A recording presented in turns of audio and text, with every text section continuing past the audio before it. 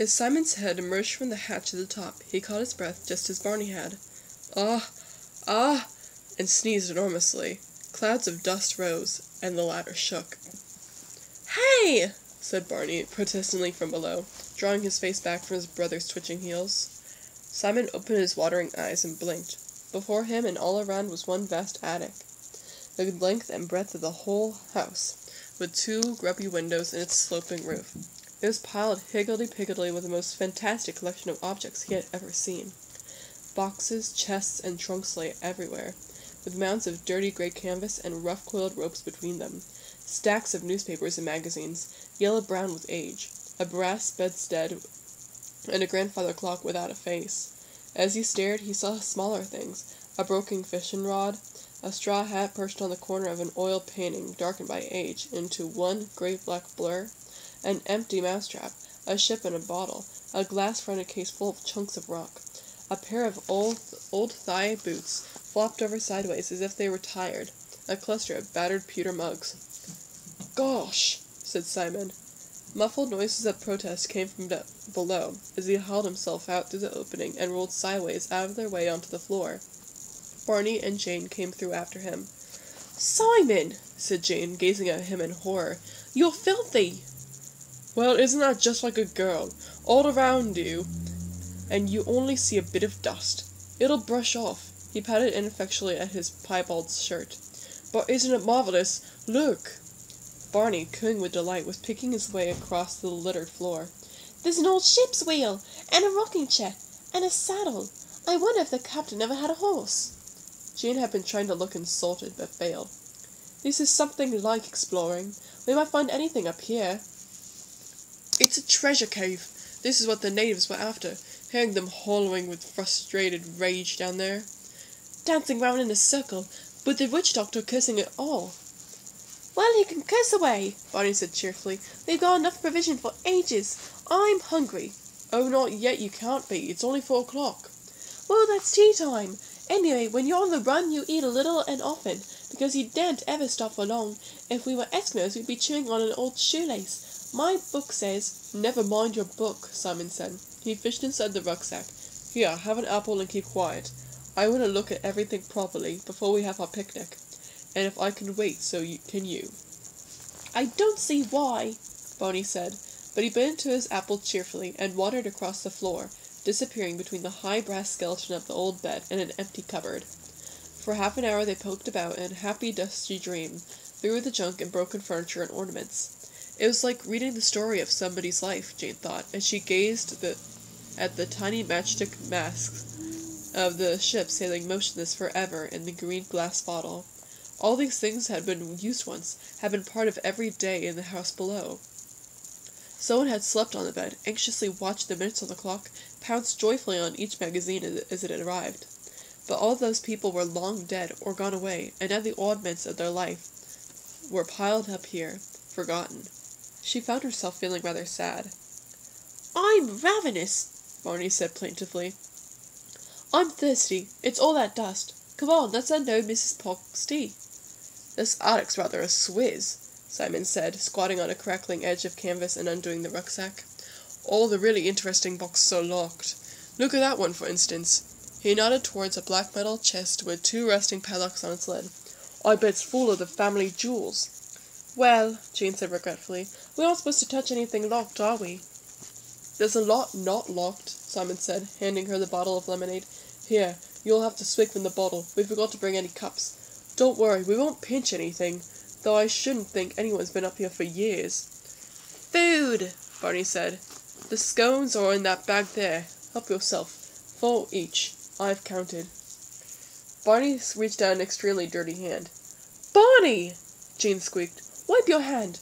You'll eat all sorts of gems and get typhoid or rabies or something. Here, have my handkerchief." "Rabies is mad dogs," Barney said, looking with interest at the black fingerprints on his scone. "Anyway, Father says people make too much fuss about gems." "Oh, all right, Jane. Stop waving that silly thing at me. I've got a proper handkerchief of my own. I don't know how girls ever blow their noses." Scowling, he thrust his free hand into his pocket, and then his expression changed to disgust. "Ugh," he said, and brought out a brown squashed apple core. I'd forgotten that. All cold and horrible. He flung the core away from him into the far corner of the attic. It bounced, slithered, and rolled into the shadows. Simon grinned. Now you'll bring the rats out. All attics have rats. We shall hear greedy little squeakings and see twin green eyes, and there'll be rats all over the floor. First they'll eat the apple core, and then they'll come after us. Jane turned pale. Oh no, there wouldn't be rats up here, would there? If there were, they'd have eaten all the newspaper, Barney said hopefully. Wouldn't they? I expect they don't like ink. All old houses have rats. We've got some at school, and you can hear them scuttling about in the roof sometimes. Come to think of it, the eyes are red, not green. Simon's voice began to lose its brightness. He was beginning to feel slightly unhappy about the rats himself now. I think maybe you'd better pick up that apple core, just in case. Barney gave an exaggerated sigh and got to his feet, swallowing his scone in 2 gigantic bites. Where'd it go, then? Over there, somewhere? I wonder why they didn't put anything in this corner. He crawled about on his hands and knees, aimlessly. Come and help, I can't find it. Then he noticed a triangular gap in the sloping wall of the attic, where its planks joined the floor. He peered through, and saw daylight gleaming dimly through the tiles. Just inside the gap, the floorboards ended, and he could feel wide-spaced beams. I think it might have gone through this hole, he said. I'm going to look. Jane dived across the floor towards him. Oh, do be careful, there might be a rat. Couldn't be, Barney said halfway through the gap. There's light coming through the tiles, and I can see, more or less. Can't see the core, though. I wonder if it fell between the floorboards and the underneath part. Ow! His rear half jerked suddenly. What is it? Oh, do come out! Jane tugged at his shorts. I touched something, but it can't be a rat. It didn't move. Oh, where's it gone? Here it is. Feels like cardboard. Oh, there's that disgusting core next to it as well. His voice grew suddenly louder as he backed out of the hole, flushed and blinking.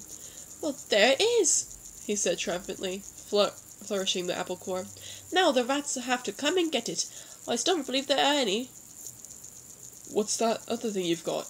Simon said curiously, looking at a tattered, squirrel-like object in Barney's other hand.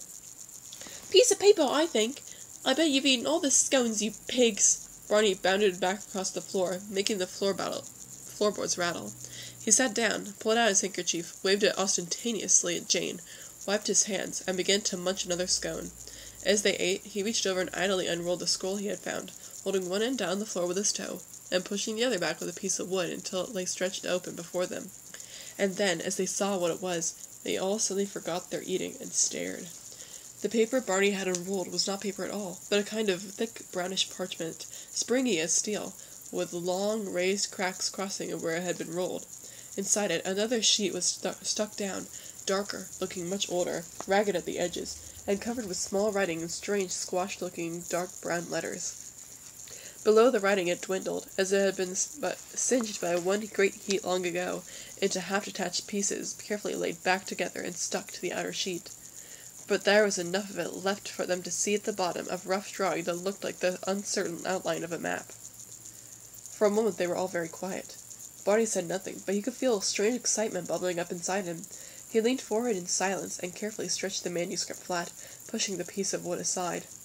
Here, Simon said, I'll get something to weight the edges down. They put an old paper weight, a pewter mug, and 2 carefully dusted chunks of wood on the corners, and sat back on their heels to look. It was terribly old, Jane said. Centuries, thousands of years. Like those papers in glass cases in museums, with little curtains to keep out the light. Where did it come from? How did it get up here? Somebody must have hidden it. But it's older than the house. I mean, look at it. It must be. Some of the writing's nearly faded away. It wasn't hidden, Barney said with absolute conviction, though he had no clear idea why. Someone just threw it down there when I found it. Simon whooped suddenly, making them jump. Oh, this is terrific! Do you realize we've got a real-life treasure map? It could lead us to anything, anywhere, secret passages, real hidden caves, the treasure of Treswick. He rolled the words lovingly round his tongue. There isn't much map, it's all writing. Well then, that's instructions. Look in ye little room on ye second floor, I expect it says. Ye second floorboard on ye floor. When this was written, there wasn't such thing as floorboards. Oh, come off it, it's not that old. I bet it is, Barney said, quietly.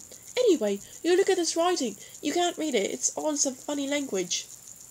Of course you can read it if you look properly, Simon said impatiently. In his mind he was already halfway through a sliding panel, throwing back the lid of a treasure chest, to reveal hoards of untold wealth. He could almost hear the clink of doubloons. "Let's have a look."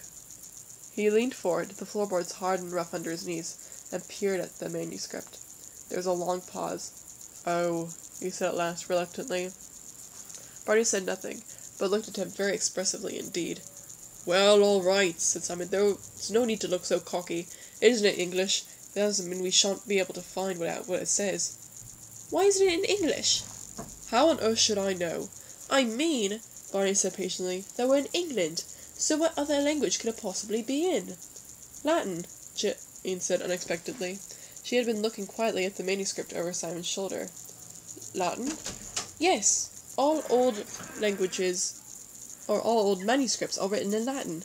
The monks used to write them down with a goose-feather for a pen, and with flowers and birds and things all squiggling round the capital letters." "There isn't anything squiggling here. It looks as though it's been written rather in a hurry. I can't even see any capital letters at all."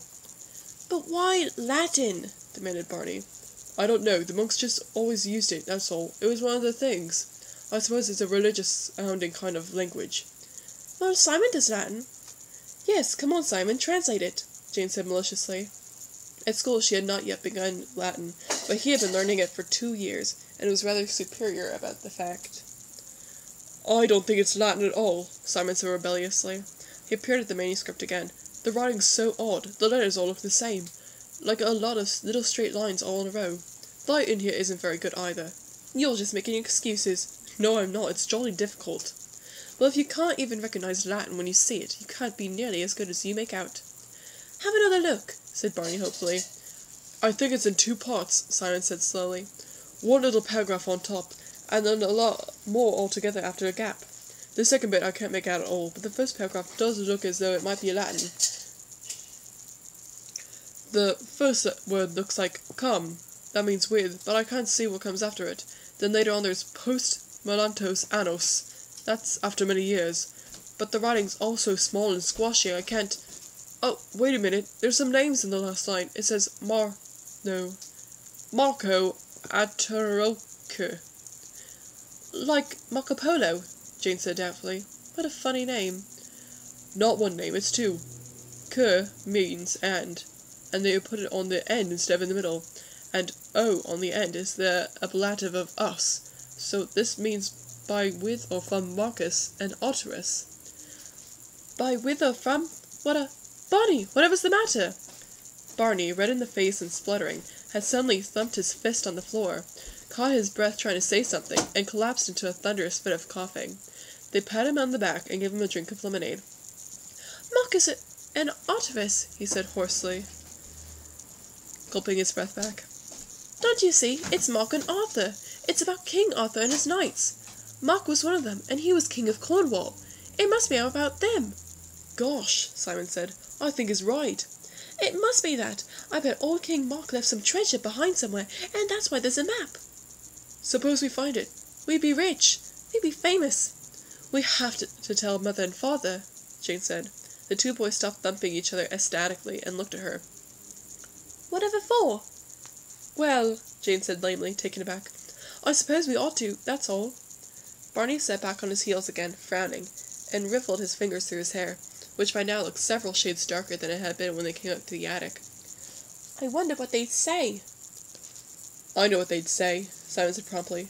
"They'd say it was all our imagination, and anyway, they'd tell us to put the manuscript back where we found it because it isn't ours." "Well," said Jane, "it isn't, is it?" "It's a treasure trove. Findings, keepings." "But we found it in someone else's house. It belongs to the captain. You know what Mother said about not touching anything." "She said anything that was put away. That wasn't put away. It was just chucked down in a corner." "I found it," Barney said. "It was all forgotten and dusty. I bet you anything the captain has a clue it was there." "Oh, honestly, Jane," Simon said, "you can't put a treasure map and just say, 'Oh, how nice,' and put it back again. And that's what they'd make us do." "Oh, well," Jane said doubtfully, "I suppose you're right. We can always put it back afterwards." Barney had turned to the manuscript again. "Hey," he said, "look at this top part, the old manuscript that's stuck down on the parchment. What's it made of?" "I thought it was a parchment like the outside bit, but when you look at it properly, it isn't, and it's not paper either. It's funny thick stuff, and it's hard like wood. He touched an edge of the strange brown surface gingerly with one finger. Be careful, Jane said nervously. It might crumble away into dust before our eyes or something. I suppose you'd still want to go showing everyone even then, Simon said acidly. Look what we found. Does it even matter if we touch it? And show them a little heap of dust in a matchbox. Jane said nothing. Oh, well, never mind, Simon said, relenting. She meant well, after all. Hey, it's getting awfully dark up here. Do you think we ought to go down? They'll be looking for us soon. Mother will have stopped painting. It is getting late. Jane looked round the attic and shivered suddenly. The big echoing room was growing dark, and there was a dismal sound now to the rain faintly tapping on the glass. Back in their bedrooms, the boys' wardrobes pushed in again to hide the small secret door. They washed and changed hurriedly as the curt clang of the ship's bell calling them to supper echoed up the stairs. Simon changed his dusty shirt, rolling the clean one into a crumpled ball before he put it on, hoping no one would notice it was fresh. There was not very much they could do about Barney's hair, now khaki. It's like what Mother says about that rug in the living room at home, Jane said in despair, trying to brush out the dust while her brother wriggled in protest. It shows every mark. Perhaps we ought to wash it? Simon peered at Barney critically. No, Barney said. Oh well, there's a time really. Anyway, I'm hungry. You'll just have to sit away from the light. But when they were all sitting round the supper table, it soon became clear that no one was going to ask questions about where they had been. The evening began as one of those times when everything seemed determined to go wrong. Mother looked tired and depressed, and did not say much. Signs, they knew, that her day's painting had not been a success. Father, gloomy after the grey day, erupted into wrath when Rufus bounded in, dripping from his walk, and banished him to the kitchen with Mrs. Pock. And great Uncle Murray had come in silent and thoughtful, mysteriously brooding. He sat at one end of the table, alone, staring into the middle distance like a great carved totem pole. The children eyed him warily, and took care to pass him the salt before he had to ask, but great Uncle Mary scarcely seemed to see them. He ate automatically, picking up his food and guiding it to his mouth without taking the slightest notice of it. Barney wondered for a wistful moment what would happen if he were to slip a cork table mat onto his great-uncle's plate. Mrs. Pock came in with an enormous apple tart and a dish of mounded yellow cream, and clattered the dirty plates into a pile. She went out the hall, and they heard the rich rolling contralto of "Oh God, our help in ages past," echoing into the distance. Father sighed. There are times, he said irritably, when I could dispense with devotions at every meal. The Cornish, boomed Great Uncle Mary from the shadows, are a devout and evangelical people. I dare say, said Father. He passed Simon the cream. Simon helped himself to a large spoonful, and a yellow blob dropped from the spoon onto the tablecloth. "Oh, Simon," Mother said, "do look where you're going." "I couldn't help it just fell." "That comes of trying to take too much at once," Father said. "Well, you like it too." "Possibly, but I don't try to transport a quart in a pint pot." "What do you mean?" "Never mind," Father said. "Oh, for heaven's sake, Simon, that's just making it worse." Simon, in an attempt to retrieve the blob of cream with his spoon, had left a large yellow smear on the cloth. "Sorry." "I should think so." Did you go fishing today, Father?" Jane said hopefully from across the table, feeling it was time to change the subject. "No," said Father. "Don't be stupid," Simon said ungratefully, still smarting. "It was raining." "Well, Father does go fishing in the rain sometimes." "No, he doesn't." "Yes, he does." "If I may be allowed to explain my own actions," Father said with heavy sarcasm, "occasionally I have been known to go fishing in the rain. Today I did not. Is that comprehensible?" "Have some apple tart, dear," said Mother, handing him a plate. "Huh," Father said, glancing at her sideways, and he lapsed into silence. After a moment he said, hopefully, "Might be an idea if we all went for a walk after supper. It seems to be clearing up." Everyone looked out of the window, and the temperature of the room rose several degrees. Over the sky the clouds had broken, leaving a deepening blue sky, and the opposite headland glowed suddenly a brighter green as the sinking sun shone for the first time that day. Then they heard the doorbell ring. "Bother," Mother said wearily. "Whoever can that be?" Mrs. Pock's footsteps rang briskly past the door, and then back again. She put her head in. "'Tis some people for you, Dr. Drew." "Stand by to repel boarders," Father said, and he went out into the hall. In a few moments he came back, talking to someone over his shoulder as he came through the door. "Very kind of you indeed. We hadn't really thought of what we were doing tomorrow. They're an independent lot, you know. Well, here we are." He beamed heartily round with what the family called his public face. "My wife, Simon, Jane, Bonnie. This is Mr. and Mrs. Withers. And that yacht you admire so much, Simon. We met in the harbour this morning." A man and a girl stood behind him in the doorway. Both were dark-haired, with beaming smiles, bright and sun-tanned faces. They looked like beings suddenly materialized from another very tidy planet. The man stepped forward, holding out his hands. "How do you do, Mrs. Drew?" They sat staring blankly at him as he advanced towards Mother. He wore dazzling white flannel trousers and a blazer, with a dark blue scarf tucked in the neck of his white shirt, and they had not expected to see anything like him in Treswick at all. Then they jumped up hastily as Mother stood to shake hands, and Simon knocked over his chair. In the confusion, Mrs. Polk appeared with a large teapot and a tray of cups and saucers. "2 extra cups," she said, smiling blandly, and departed again. "Do sit down," the girl said. "We only popped in for a moment, and we didn't want to interrupt." She bent to help Simon pick up his chair. Her black curls bobbed forward over her forehead. She was a very pretty girl, Jane thought, watching her. Much older than any of them, of course. She wore a bright green shirt and black trousers, and her eyes seemed to twinkle with a kind of hidden private laughter. Jane suddenly felt extremely young.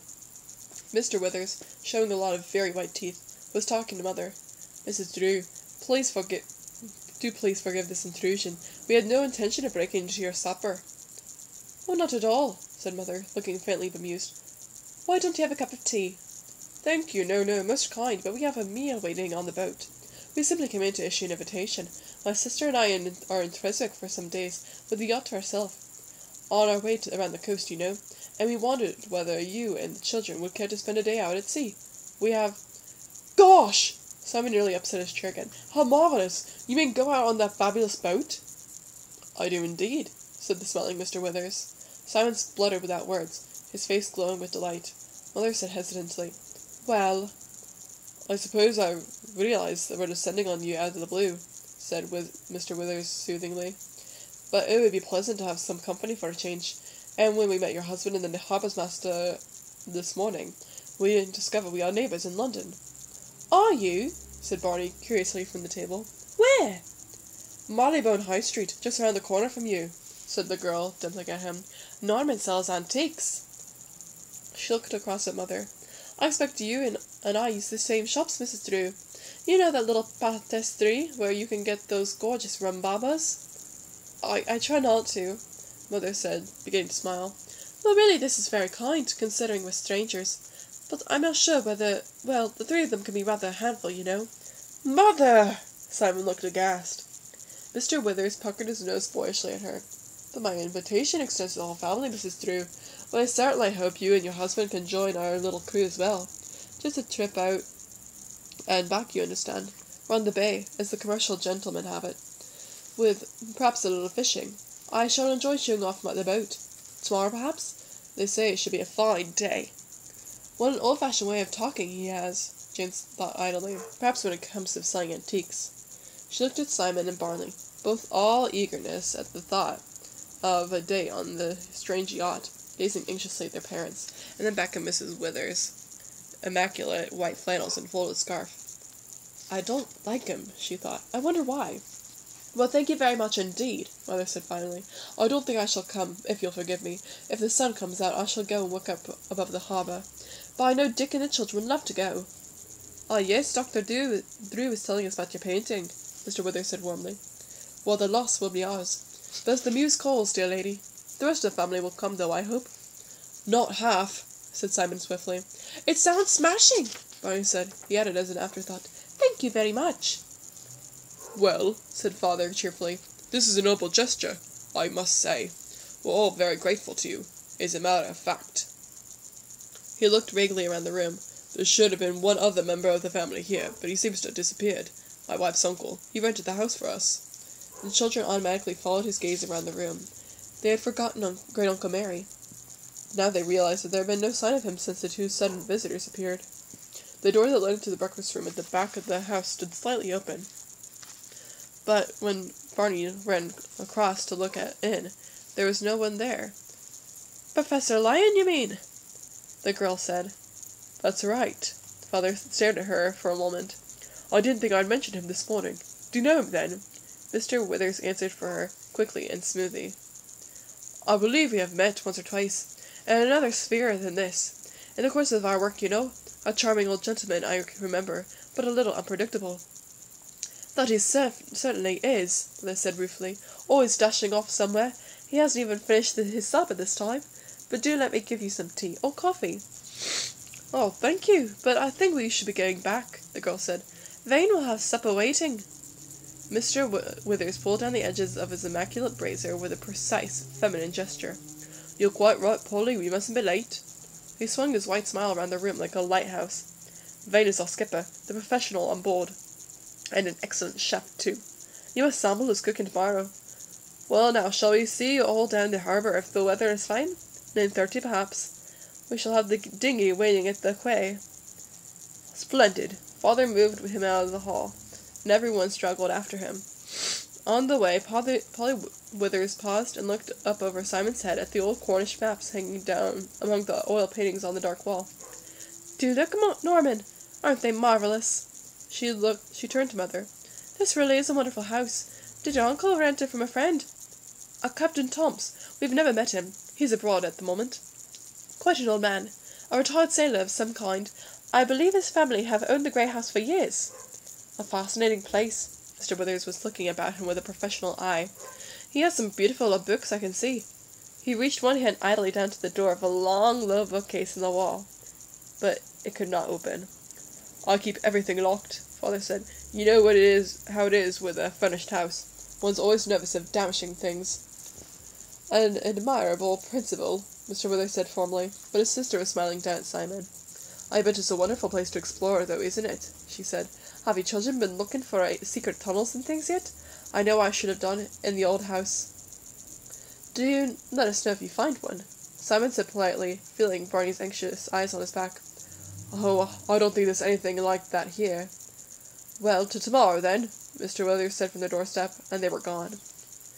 "Isn't that terrific?" Barney said eagerly, when the door closed. "A whole day out on the yacht! Do you think they'll let us help sail her?" "Mind you keep out of their way until you're asked," Father said. "We don't want any casualties." "Well, you can be ship's doctor." "I'm on holiday." "Why didn't you tell us you'd met them?" demanded Simon. "I was going to," Father said. "I expect I was too busy being irritable." He grinned. "But you can let your Rufus out now if you want to, Barney. But he's not going to be on the boat tomorrow, so don't ask." Jane said suddenly.